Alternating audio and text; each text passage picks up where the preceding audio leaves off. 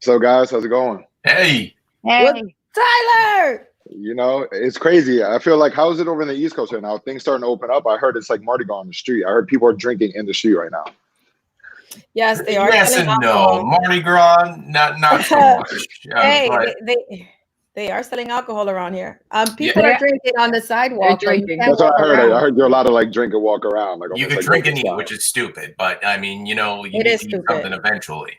Uh-huh. No, absolutely. No, so I got a interesting, Instagram message that I wanted to, bring up to you guys. I'll pull it up right now. So it said, "Hey Tyler, we're young and healthy. I don't understand why we can't just go out, catch the virus, and let our body do its job. Even if the vaccine comes out, I probably won't take it. I'd rather have a natural immunity." Wow.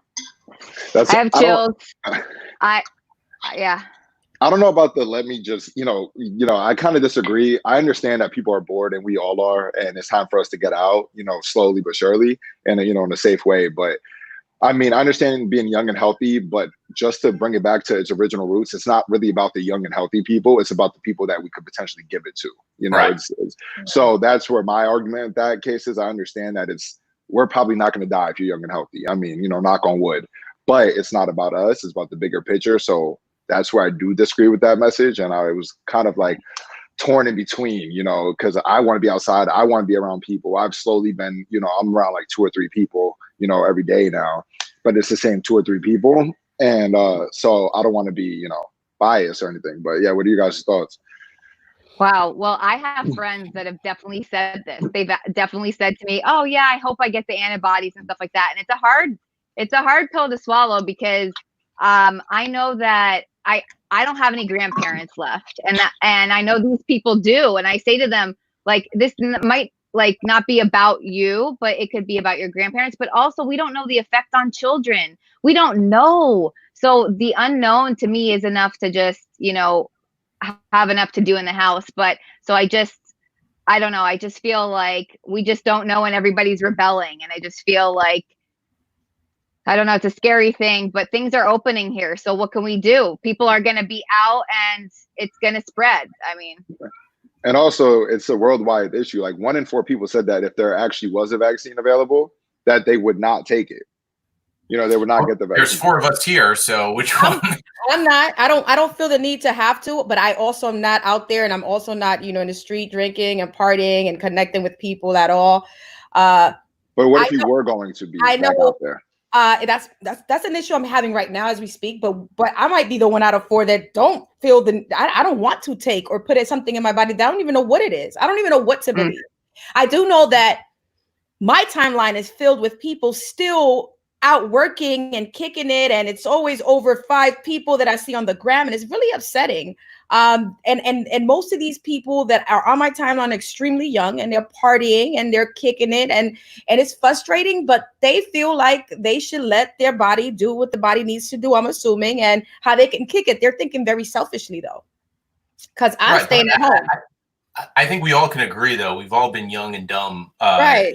At least once or twice in our life where we think we know it all. And this is one of those situations where since there's so many different people coming in different ways saying, do this, drink that, sip this, Right. don't do this, that they say, screw it. I'm going to do me at the end of the day. And unfortunately, it's one of those things where they're just going to have to figure it out on their own and become an adult quicker than they expected. Exactly. And bump their heads up against the wall. And if something happens, that's because they didn't take the proper precaution to take, to the care that they needed to.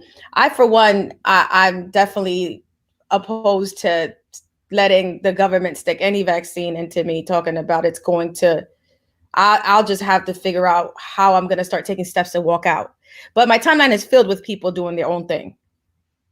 As far as children are concerned, I know that certain, there has to be certain vaccines. So for children to even go back to school. So I'm sure that's going to put an effect on when everything starts rolling again, as far as school. And I'm sure that the parents that want their kids to go back, I don't know, Garrett, I don't know if you thought about the vaccine, what you would do for your kids or not, or if you'd have it. They definitely need it. All my kids have got, their proper vaccines already.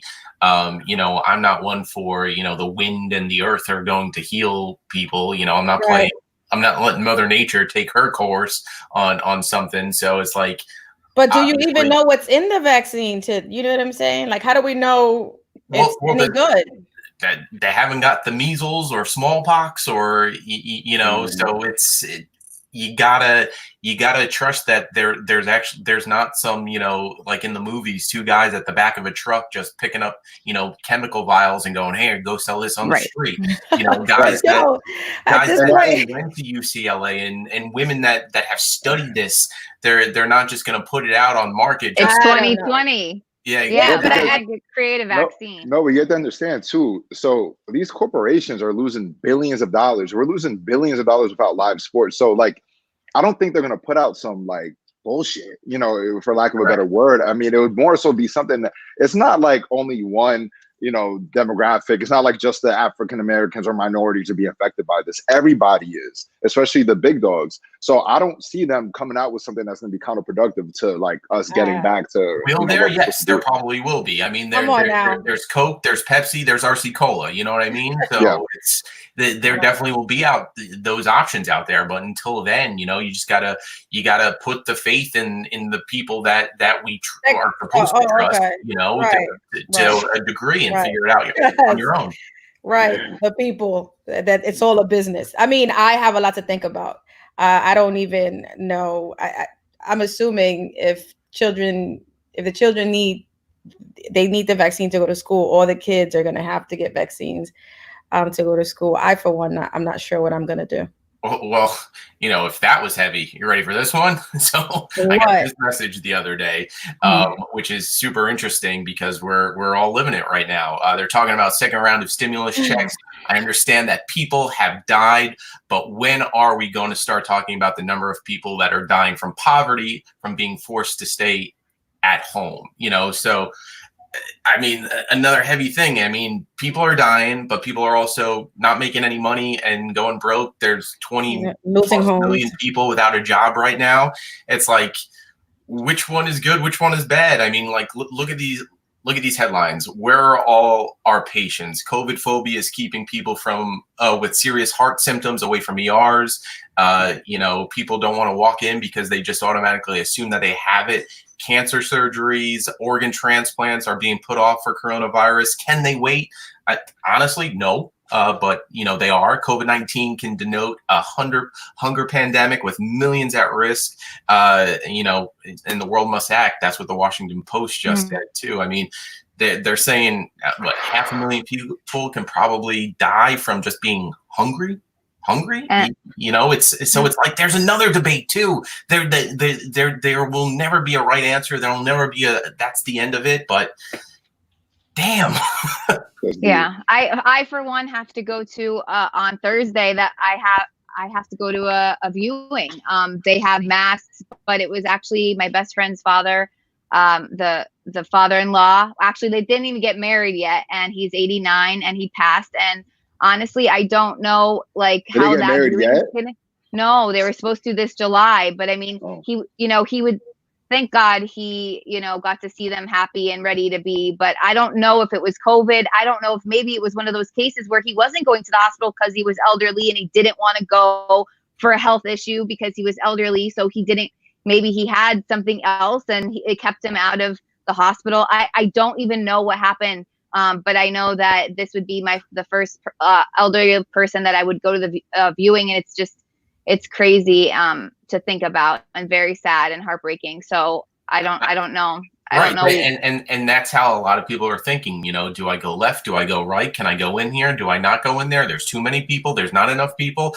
You know, it's one of those things that no one can really fix. And like we were just saying too, you know, the debate goes on of, you know, we could do something for fixing poverty, but can we fix it? That's up to the scientists, not us, you know? So it's like, and everybody asks, what can we do? You know, is this something we could probably do to try to help the situation, even though we're not helping the disease, we're helping people that are affected by it? I don't, you know, that's the debate that I'm receiving. It's COVID, unfortunately, is snowballing into a whole bunch of other more issues. You know what I'm saying? People are losing jobs, people are losing their homes. People are losing their jobs, people are losing their homes, they don't have any money to eat. you know, Exactly. the unemployment lines, and not even the lines, the fact that people are now having to call, because I've heard about having to call and waiting hours and hours to get through, applying online. It's just very frustrating overall. So not But do you sure. think those things, like what the little things that we can do, you know, maybe donate stuff, and like everybody Absolutely. wants to say, I want to help, I want to But help, I want to help. you can't even donate it right now. The Well, Salvation Armies are I went- closed. Like Yeah, clothes you can't gotta donate, have but to- like you food have- though.